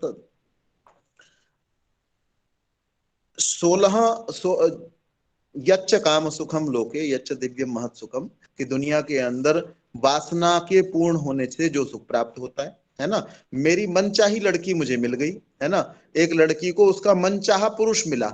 मनचाहा पुरुष वो नहीं होता कि जो मेरा पति बन गया है, हो सकता है कुछ कुछ लड़कियों के लिए मनचाहा पुरुष वही हो। मनचाहा पुरुष आपको जो मिल गया, जो आप जिसको आप सपने में देखा करते थे अनमैरिड टाइम पर, है ना, लड़का या लड़की देखते थे, जिस लड़की को मैं चाहता था कि ये लड़की मिल जाए बस मेरे को। वो कह रहे हैं कि यच्च काम सुखम लोके, दुनिया के अंदर वासना के तृप्त होने से, वासना पूर्ण हो जाने से जो सुख प्राप्त होता है, वो मनुष्य इसको सबसे बड़ा सुख मानता है। आम आदमी जो है ना, वो लड़की मिल जाए कि जिसको मैं चाहता हूं, तो वो सोचता है इस जैसी तो कोई बात नहीं। या लड़की क्या चाहती है कि वो लड़का मिल जाए जिसको मैं सोचती हूँ कि ये मुझे मिल जाना चाहिए। अरे इससे बड़ा तो क्या हो सकता है। कह रहे यच्च काम सुखम लोके, संसार में वासना के तृप्त होने का जो सुख है, और यच्च दिव्यम महत् सुखम, और इससे बड़ा कोई आप दिव्य सुख मानते हो। कोई कहता हो जी कोई दिव्य सुख जो है ना, वो इससे भी कुछ बड़ा होता है। वो कहते हैं तृष्णा क्षय सुखस्य नारहतः षोडशीम कलाम। जब आपकी तृष्णा का क्षय हो जाएगा, तृष्णा मतलब अत्यधिक इच्छाएं आपकी समाप्त हो जाएंगी, बिना मतलब खाने की इच्छा, बिना मतलब वस्तुओं के संग्रह की इच्छा, तो आपकी तृष्णा जिस समय समाप्त हो जाएगी, तो ये जो सुख जिनको आप बहुत बड़ा बहुत अच्छा मानते हो, वो इसके 16वें हिस्से के बराबर भी नहीं है। यच्च काम सुखम लोके यच्च दिव्यम महत् सुखम तृष्णाक्षय सुखस्यैते नारहतः षोडशीम कलाम। ये जो सुख आपने देखे हैं ये तो 16वां हिस्सा भी नहीं है। तो दुनिया में, इसी दुनिया में इन्हीं आंखों कान नाक इत्यादि का प्रयोग करते हुए, इसी मन को ठीक दिशा में लगा करके आप इतने बड़े सुख, इतने बड़े आनंद की ओर जा सकते हैं। लेकिन हम लोग इस तरफ बढ़ रहे हैं, और जिसके कारण से भर्तृहरि ने ये लिखा हुआ है, भोगे रोग भयम। जब आंखों से आप भोग करना आरंभ करोगे, आंखों से आपने सुंदर वस्तुओं को देखना आरंभ किया, कह रहे रोग का भय उसी क्षण आरंभ हो जाता है ना। जीभ से चखना आरंभ करोगे, उसी के साथ में आपका रोग का भय जो है वो आरंभ हो जाएगा। नाक से आप सूंघना आरंभ करोगे, उस समय आपको रोग का भय सताने लगेगा। तो क्यों ना ऐसे सुख को प्राप्त किया जाए जिसके अंदर रोगों के भय ना हो, है ना। तो वो बहुत बड़े सुख, बहुत बड़े आनंद जो हैं वो हमारी ही पुस्तकों के अंदर हमारे आसपास उपलब्ध हैं। शाहरुख खान को देखने के लिए, उससे हाथ मिलाने के लिए आपको 1 लाख खर्च करने पड़ेंगे। उसके बाद मुझे नहीं पता आपको कितने दिन तक आनंद मिलेगा। 1 लाख रुपए की आप किताबें खरीद लो, एक वो जो कौन सा कार्यक्रम इनका एक वो होता है, फिल्म फेयर अवार्ड। उस फिल्म फेयर अवार्ड में जो आगे ये बैठे होते हैं लड़कियां, और ये जो अभिनेत्रियां अभिनेता बैठे होते हैं, इनके पिछली लाइन वाले में बैठने के लिए 2-2 लाख रुपए व्यक्ति दे करके वहां बैठता है। फिर और पीछे की टिकट भी हजारों रुपए की होती है। उतने हजारों रुपए में इतनी बढ़िया पुस्तकें आपको मिल जाएंगी, और उनके ऊपर चल करके आप पता नहीं कितने सुख को प्राप्त कर सकते हैं। तो ये छोटे बच्चे को तो देखो, हमको कहना पड़ेगा बेटा मैं मना कर रहा हूँ इसलिए आपको नहीं करना है, और बाद में जब वो बड़ा होगा तो उसको समझाया जा सकता है, जैसे आपको समझाया जा सकता है। आप देखिए बच्चों का ऐसा नहीं है कि मनुष्य को 50 साल में ही कोई बात समझ में आती है, ऐसा कुछ भी नहीं है। तो आप देखिए भगत सिंह जो हैं, उनकी मृत्यु जब हुई, खुदीराम बोस जो हैं, कितनी छोटी छोटी आयु में इनको कितनी समझ आ चुकी थी। हम कल्पना करें कितने समझदार हो चुके थे कि अपने पिता जो हैं वो ये कह रहे हैं तेरे को हम फांसी के फंदे से ऐसे बचा सकते हैं। और कितने लोगों के कहने के बाद दुनिया भर के साहित्य का, दुनिया भर के लोगों ने किस प्रकार से आजादी को प्राप्त किया, आजादी के बाद हमारे देश को कैसा होना चाहिए, उसके पास कितनी सारी जानकारी जो है वो छोटी सी आयु में थी। तो बच्चे बड़े समझदार होते हैं, हम उनको समझाने की कोशिश करेंगे तो बहुत जल्दी 15 के बाद तो निश्चित रूप से वो सारी बातें समझ जाएंगे, लेकिन समझाना पड़ेगा। तो और कोई कुछ कहना चाहें? मेरे विचार से विषय पर ही था, मैं इधर उधर नहीं था, बताइएगा। जी आचार्य श्री, समय हो गया है। कुछ लोगों ने हैंड रेज कर रखा है, वह प्रश्न पूछ लें। हाँ जी बोलिएगा। बालकेश सिहाग जी का बहुत पहले से हैंड रेज हुआ है, शायद आधा घंटा हो गया। आप पहले बोलिए सिहाग जी। ओम आचार्य जी। जी बोलिएगा। अच्छा आचार्य जी, मेरी बेटी है 11 साल की, जो ऑनलाइन क्लासेस लेने के बाद थक जाती है, तो बोलती है क्या मैं थोड़ी देर के लिए टीवी देख लूं, तो उसके लिए क्या करें? वो अकेली गुड़िया नीचे जा नहीं सकती है, घर में वो मतलब एक ही बच्चा है। हाँ, 11 साल के बच्चों के लिए खेलने के बहुत सारी चीजें आती हैं, वो आप उनको ला करके दें। और तो थकने के बाद में जब कोई थक गया है तो काम बदलने से भी थकान दूर हो जाती है। आप एक काम कर रहे हैं, उससे आपको बोरियत हो गई है, इसलिए जो 40 मिनट का पीरियड रखा गया है ना बच्चों का, कि 40 मिनट ये पढ़ लो, मनोविज्ञान पढ़ लो, फिर 40 मिनट हिस्ट्री पढ़ लो, फिर आप साइकोलॉजी पढ़ लो, इत्यादि इत्यादि। तो ये जो विषयों का परिवर्तन होता है, ये भी थकान को दूर कर देने वाला है। तो थोड़ा सा वो रेस्ट करने के लिए वो शवासन में लेट भी सकती है, कभी भी लेट जाए, 2 मिनट को लेट जाओ। कई बार बहुत सारे लोगों को, ये जो व्यस्त लोग हैं, वो नैप नैप लिया करते हैं, ऐसा कहते हैं, हिंदी में भी कुछ शब्द होगा उसके लिए, कि वो 10-5 मिनट के अंदर ही, या योग निद्रा शब्द एक चलता है, तो वो 10-5 मिनट के अंदर ही बड़े फ्रेश होकर के और दोबारा से अपने काम में लग जाते हैं। ये आदत डालने की बात है। उस बच्चे को ऐसे वातावरण में, आपके आसपास भारतीय योग संस्थान या पतंजलि के या और भी योग के जो है ना कक्षाएं कहीं चलती होंगी, तो उनके साथ आप बच्चे को जोड़ दीजिए। वो बीच में किस प्रकार से, और भी कुछ हो सकता है, ये तो तात्कालिक मुझे जो सूझा वो मैंने आपके सामने रख दिया। और बहुत कुछ हो सकता है टीवी और मोबाइल के अलावा। मैं भी जब छोटा था, आप भी जब छोटे थे, तो ना टीवी था ना मोबाइल था, तो उसके बावजूद भी हमने बड़ा आनंद किया है ना। हमने सब तरीके का रस हमने लिया हुआ है। आज के बच्चों की अपेक्षा ज्यादा हमको आनंद हमने लिया है, मुझे लगता है ऐसा। आज के बच्चों में जितने परेशानियां हैं, जितने रोग हैं, जितने दोष हैं, उतने हम में नहीं रहे हैं मेरे विचार से, है ना। तो इसलिए बहुत सारी चीजें हैं जो हम बीच में बच्चे को करने के लिए अवसर दे सकते हैं। जी, जी। और जो रस्सी कहना चाहते हैं स्कूल के बोलिएगा। अंदर रस्सी आदि भी उनको दे सकते हैं जंप करने के लिए। और अभी सतीश कुमार जी का हाथ काफी देर से उठा है, प्रश्न पूछ लें। नमस्कार आचार्य जी। आचार्य जी, सबसे समस्या यह है कि हमारे जैसे जहाँ भी सर्कल, ये स्कूल हैं, सारे कॉन्वेंट स्कूल हैं लगभग मैक्सिमम। एक तो मेरी गुड़िया 11 साल की है, तो 11 साल में मैं सोच रहा था उनको गुरुकुल में कहीं एडमिशन करूँ, लेकिन मेरे को गुरुकुल नहीं सर्च मिल पा रहा कोई। और जैसे ये आपने जो बताया बहुत अच्छा बताया, लेकिन पड़ोस का जो वातावरण है या स्कूल का भी जिसमें जब भी बच्चे पढ़ रहे हैं, वो बहुत इफेक्टिव है। जैसे मैंने बच्चों का मोबाइल टीवी सब बंद करवा रखा है, लेकिन कभी कभी देखते हैं कि मान लीजिए कहीं पड़ोस में जैसे बर्थडे किसी का, तो केक बिल्कुल मैं मना कर रखा है, बिल्कुल घर पे मैं बर्थडे पे कोई केक नहीं यूज करवाता। लेकिन पड़ोसी में जब केक वो खा के आते तो उनको आनंदित लगता है, उनको अच्छा लगता है, वो नहीं छूट पा रहा। देखिए, उसको हम नहीं रोक सकते हैं, वो जो चीज है उसको हम नहीं रोक सकते, पड़ोस को हम नहीं बदल सकते। हम ऐसी कॉलोनी बसा सकते हैं कि जिसके अंदर एक विचारधारा के लोग हों, है ना। ऐसे प्रयास विश्व में पहले भी हो चुके हैं। तो जैसे अब आप इस विचारधारा के हैं कि आप जो है ना जन्मदिन पर केक काटना पसंद नहीं करते, और ऐसी विचारधारा के कम से कम भारत में हजारों लोग तो होंगे ही। तो हम ये सोच सकते हैं कि हमारे शहर के अंदर अगर हम ढूंढेंगे तो वैसे हमको मित्र मिल जाएंगे। तो केवल केक ना काटना ही आपकी विशेषता नहीं होगी, आप शायद चाय भी ना पीते हो, है ना, आप शायद बीड़ी सिगरेट इत्यादि ना पसंद करते हो। तो आप ऐसे मित्रों को, आजकल जो ये क्लब्स डेवलप हुए, क्लब कल्चर जो है, वो क्या कल्चर है कि आपको अपने पड़ोस नहीं पसंद आता तो आप अपने जैसे मित्रों को वहां पर शामिल करते हैं। तो आपका क्लब ऐसे व्यक्तियों के साथ में क्लबिंग हो सकती है। तो उसके अंदर आपके बच्चे भी, आपके बच्चे और उनके बच्चे सब एक प्रकार के होंगे। तो वहां जाकर के हम लोग जो है आनंद भी कर सकते हैं, और उन्हीं के जन्मदिनों में जाना होगा।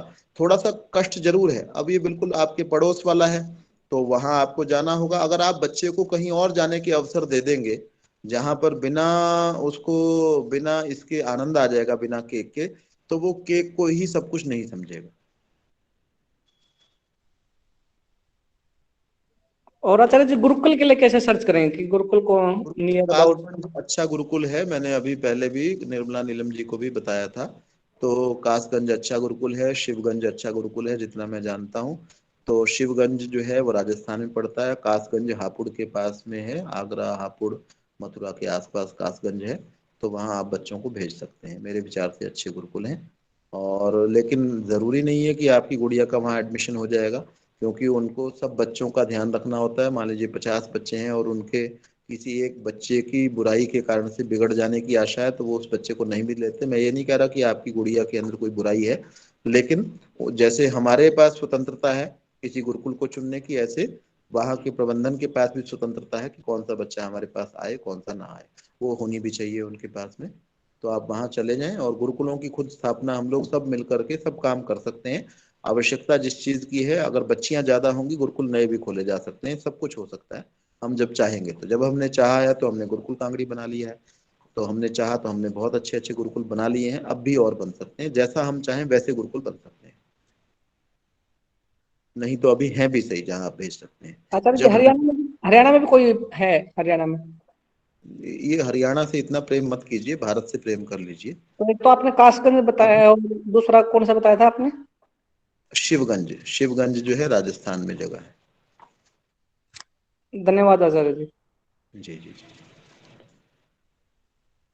हाँ जी पूनम जे, चौधरी। हाँ पूनम जी कहिए संक्षेप में।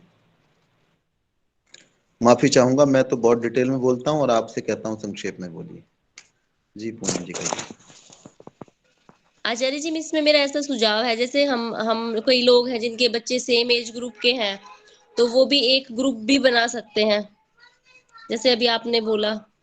जी बिल्कुल बिल्कुल बना सकते हैं, बनाना ही चाहिए, अवश्य बनाना चाहिए।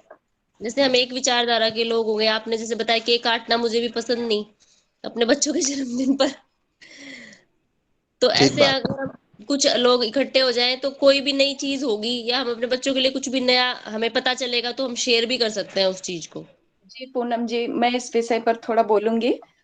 मैं हमेशा जो है अपने जो है स्टेटस पर उन्हीं बच्चों को जो है जगह देती हूँ। स्पेशली सब लोग सोचते हैं कि वो मेरे परिवार के बच्चे हैं, वो कभी भी मेरे परिवार के लोग यदि यज्ञ करके बच्चे का जन्मदिन मनाते हैं तो मैं उनको स्टेटस पे देती हूँ स्थान।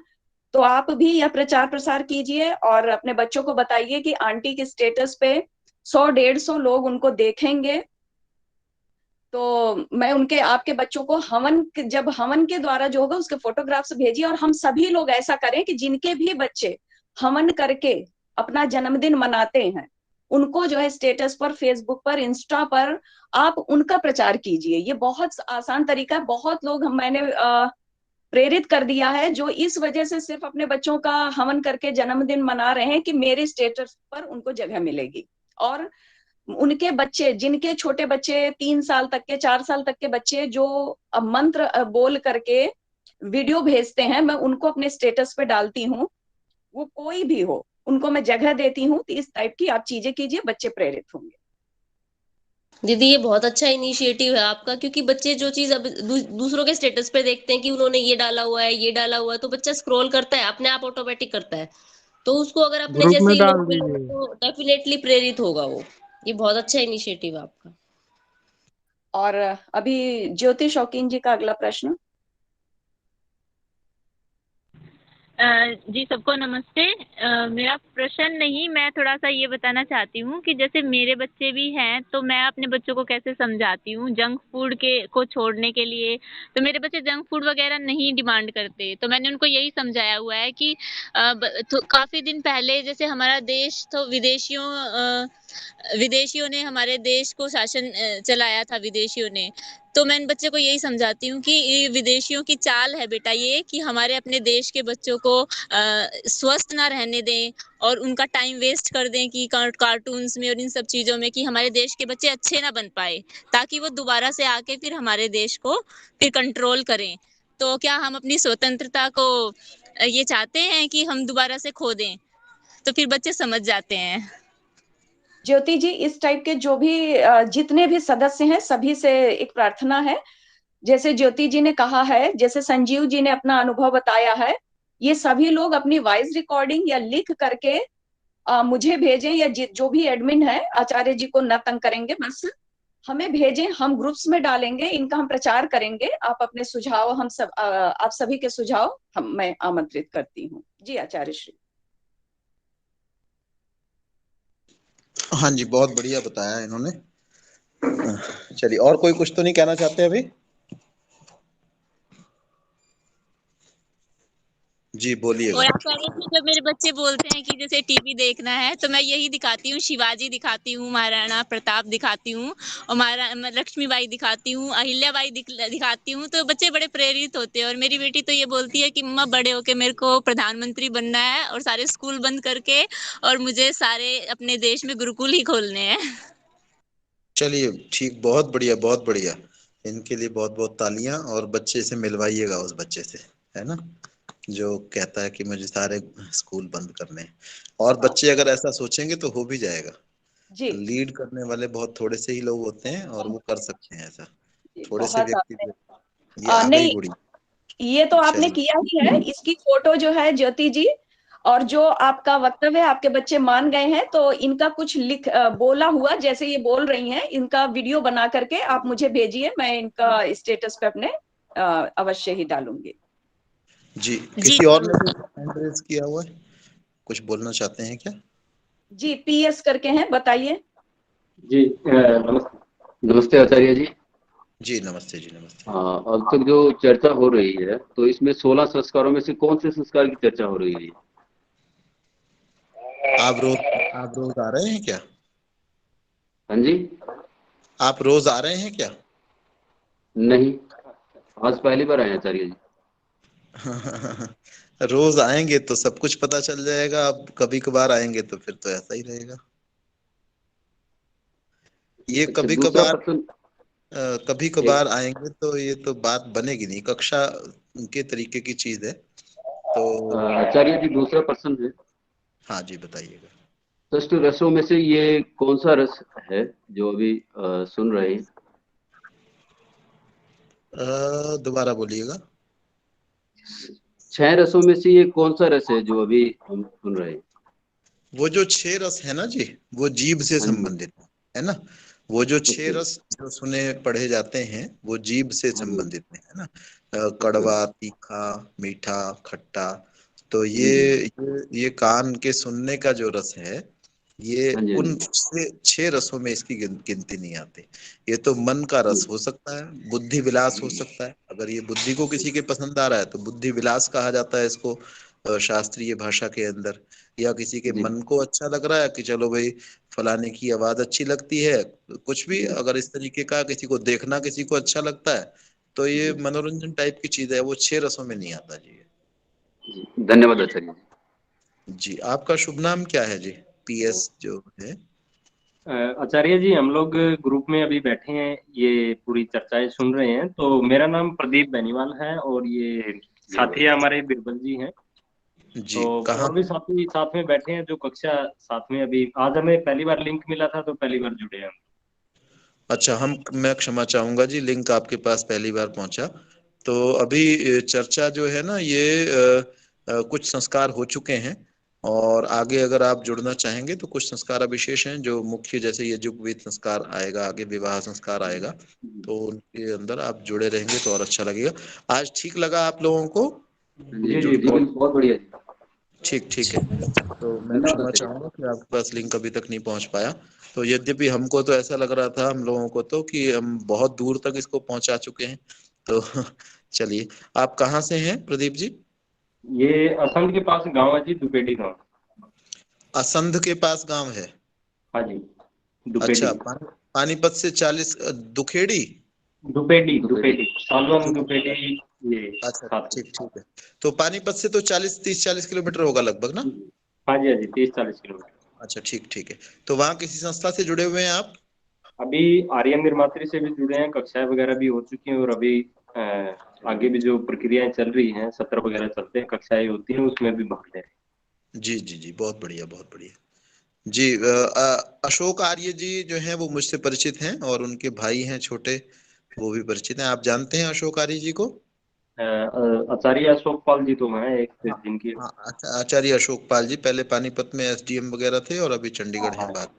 हाँ, जानते हैं। जी वो मेरे से परिचित हैं, और उनके छोटे भाई हैं वो भी बड़े अच्छे कार्यकर्ता हैं, वो भी परिचित हैं। जी जी बहुत बहुत धन्यवाद आपका, और आगे जुड़ने का प्रयास कीजिएगा। जी, और कोई धन्यवाद। कुछ कहना चाहे? जी जी धन्यवाद जी। और कोई कुछ कहना चाह रहे हैं?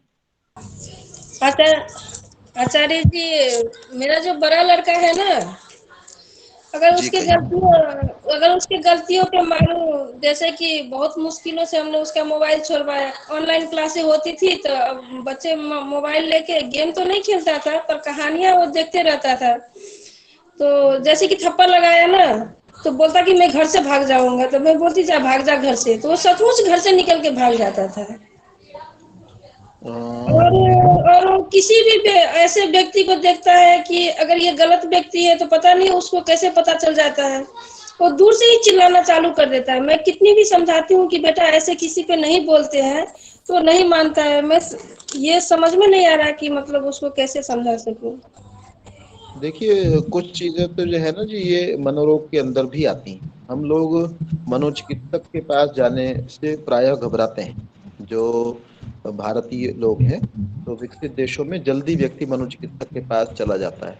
और हमको कोई कह दे ना मनोचिकित्सक के पास चले जाओ, तो हम उसको ही कहते तू चला जा, तू पागल है ना।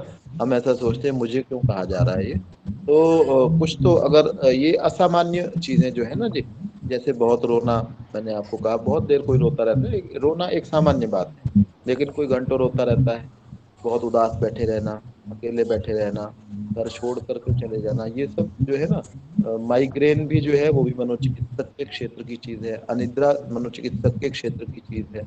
तो कुछ चीजों को तो हमको वहां भी उसके क्या वो कोई प्राणायाम करता है, आलोम विलोम वगैरह करता है, कोई प्राणायाम की क्लास को करता है, योग की क्लास आचार्य को जी, करता है? सुबह सुबह उसको शीर्षासन, ये सब गायत्री मंत्र और महामृत्युंजय शीर्षासन मंत्र, किस समय ये करता है, तीन कितनी देर करवाइए। करता है शीर्षासन, किस समय और कितनी देर करता है?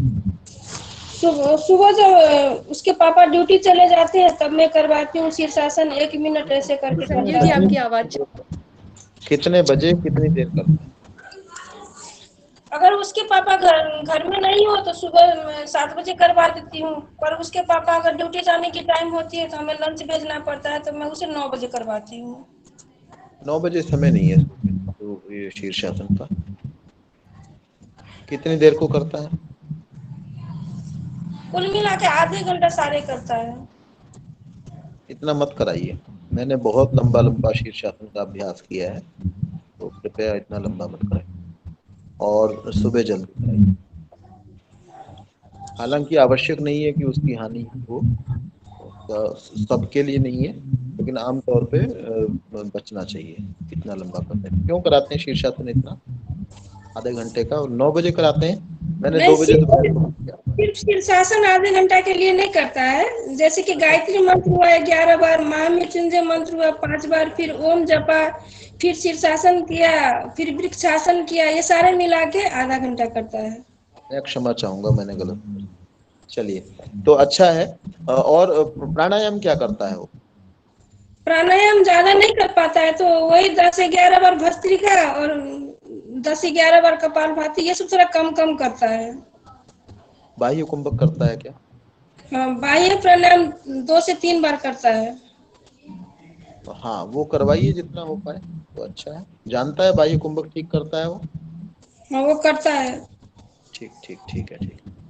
तो ज्यादा अगर समस्या है ना घर छोड़ करके भाग जाना, तो वो जैसे घर छोड़ करके कभी भाग गया जैसा आपने बताया, तो उसके हाँ, बाद अपने आप वापिस आ जाता है, या आपको पीछे जाना पड़ता है, ढूंढना पड़ता है? वो कितनी देर नहीं में आता वापस है आता अपने आप वापस नहीं आता, हमें पीछे जाना पड़ता है। अगर किसी भी गली में गया तो वो घर वापस नहीं आ सकता है, और मैं ढूंढ नहीं सकती, इसीलिए उसके पीछे जाना पड़ता है। 2-3 बार मतलब ऐसा कर चुका है। है? एक बार ऐसा करें, उसको पता नहीं चले, और आपके पीछे, आप उसके पीछे भी हो और उसको पता नहीं चले, आप उसको 2 4 6 8 घंटे तक घूमने दीजिए, कहाँ तक जाता है वो। संभव है, मैं ये इसलिए कह रहा हूँ कि हो सकता है वो आपको डराने के लिए ऐसा करता हो। अच्छा। हाँ, रात हो जाने दीजिए, थोड़ा आपको इसमें कष्ट जरूर होगा। अब उसको ऊपर कठोरता कुछ जब करें। कितनी आयु, 11 साल बताई है आपने? नहीं नहीं, 8 साल की बच्चा है, बहुत अभी कम उम्र का है। 8 साल अच्छा, का बच्चा है। तो अब जब वो जाए ना, तो उसके ऊपर दृष्टि तो आपकी रहे, लेकिन उसको ये नहीं पता होना चाहिए कि मुझे देखा जा रहा है। उसको एक बार जाने दो, बाहर क्या कुछ होता है उसको देख लेने दो, कुछ कष्ट उठा लेने दो, फिर वो कभी घर छोड़ने की बात नहीं करेगा। तो मुझे एक यहाँ पुरोहित हैं आर्य समाज में, तो अच्छे स्वाध्यायशील हैं। तो उन्होंने एक बार बताया कि मैंने एक बार अपने घर में धमकी दी कि मैं घर छोड़ के चला जाऊंगा, और मैं गया नहीं था, लेकिन मैंने कहा कि भाई तुम मेरे साथ ऐसा व्यवहार करते हो, मैं छोड़ के चला जाऊंगा। कह लगे उसके बाद घर में कोई बड़ा उठा, और उसने मुझे घर से बाहर निकाल के अंदर दरवाजा बंद कर लिया उठा तू जा यहाँ से। और मैं कहता रहा मुझे अंदर आने दो, दोबारा नहीं कहूंगा, लेकिन कई घंटे खोला नहीं। लेकिन दोबारा मैंने कभी नहीं कहा कि भाई मैं घर छोड़ करके चला जाऊंगा। तो इतने से सुधार हो गया। तो ऐसे ही बच्चा अगर वो देख लेगा ना बाहर की समस्याएं क्या हैं, जो घर में बच्चा रह रहा होता है उसको नहीं पता होता कि बाहर कैसी दुनिया है, क्या कुछ है। यहाँ तो एक एक चीज जरा सा, उसने कहा जी मेरे आंख में लग रहा है कुछ तिनका गिर गया, 4 आदमी उठ के भागे आते हैं। बाहर तो आपको सारा दिन आप भूखे हो और ओढ़ने के लिए चादर भी नहीं हो तो कौन पूछने वाला है। एक बार उसको घूम लेने दो, बाहर दुनिया देख लेने दो, फिर शायद वो कभी बाहर जाने की बात नहीं सोचेगा। एक बार जाता है ना, कठोरता करो और बाहर जाने दो और उसके पीछे भी रहो, लेकिन उसको ये नहीं पता होना चाहिए कोई मुझे, मेरे घर का व्यक्ति आसपास है मेरे, जहाँ जाता है जाने दो थोड़े। कितनी देर में वापस ले आते हो आप उसको? आप पीछे भाग गए, पीछे चले गए, वो जाता रहा, आप पीछे चले गए, 15 मिनट में वापस आ जाता है, फिर आधे घंटे में? नहीं आचार्य जी, निकलता है फिर मैं उसको लेके आ जाती हूँ, क्योंकि यहाँ पे बहुत सारे गली है ना। इतना इतना वो मत कीजिए, इतना उसको जो है ना, जैसे कई माताएं जो है ना भोजन पीछे ले ले करके भागती हैं, उससे बच्चा भोजन के लिए आचार्य जी मैं उसको छोड़ देती हूँ। नहीं करेगा भोजन तो मत कर, छोड़। नहीं करेगा तो नहीं करेगा, करना नहीं है भोजन। ठीक ठीक है, ठीक है, ठीक। चलिए, तो जो मैंने कहा है उसको करके देख लीजिएगा, मेरे विचार से उससे लाभ होगा। और कोई कुछ कहना चाहते हो? आचार्य जी, जो ये अपना ग्रुप है उसमें कैसे जुड़े पाएंगे? जैसे मेरे को भी आज पहली बार लिंक मिला था, जैसे प्रदीप जी को मिला था। जी जी जी, ये तो बड़ी हमारे लिए तकलीफ की बात है कि जो लोग जुड़ना चाहते हैं वो नहीं जुड़ पा रहे हैं। तो रश्मि जी इनको जोड़िए, कैसे जोड़ेंगे? आचार्य जी रश्मि जी अपना नंबर बोल देंगी, उनसे जुड़ जाएंगे, फिर वो ग्रुप में डाल देंगे उनको। हाँ जी क्षमा चाहती हूँ, मेरे थोड़ी कनेक्शन वो हो गया था, मैं सुन नहीं पाई क्या हुआ। रश्मि जी, ये सतीश जी हैं और प्रदीप जी ये जुड़ना चाहते हैं, तो इनको दीदी आप अपना नंबर बोल दीजिए एक बार, वो आपसे जुड़ जाएंगे, आप उनको ग्रुप में डाल दीजिएगा। नंबर नोट कर लें, 9560013245। और जो मैसेज है वो ये गुरुकुल क्रांति से हिमांशु जी हैं, उनका नंबर जो है जो मैसेज है उसमें दिया हुआ है, आप उनके माध्यम से भी जुड़ जाएंगे। 9560